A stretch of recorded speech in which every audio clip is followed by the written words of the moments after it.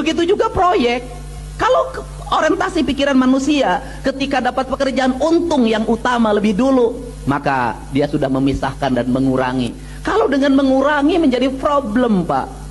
Tembok-temboknya tidak tertata, jalannya tidak beraturan, drainasenya berantakan. Maka hari ini kalau ditanya, Kang Didi ngapain sih detil seperti ini? Nggak bisa ngurus birokrasi, gubernurnya nggak detil. Nggak bisa ngurus birokrasi, wali kotanya nggak detil. Nggak bisa, ditipu. Saya lewat ke sebuah jalan, saya lihat ada proyek drainase. Loh, saya bilang kok drainasenya nggak nyampe sungai? Pak, kurang 200 meter, Pak, anggarannya nggak ada. Saya nggak ada urusan, selesaikan. Bila perlu kita iuran. Kenapa? Fungsinya jadi tidak ada. Nah, ini harus dibangun. Untuk itu, kan tadi bicara, pasti saya perhatikan, anggarannya berapa sih? 1,7 triliun. Gede, saya bilang. Penduduknya berapa? 350.000. Wah, ini bisa. Caranya bagaimana? Wali kotanya detil, lihat digit anggarannya. Dan nanti bulan Juli, karena saya ingin percepatan, saya akan ngundang wali kota, sekda, kepala bapeda, kepala bapenda.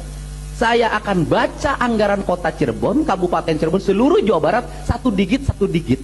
Dan saya akan masukin ke media sosial saya biar rakyatnya tahu.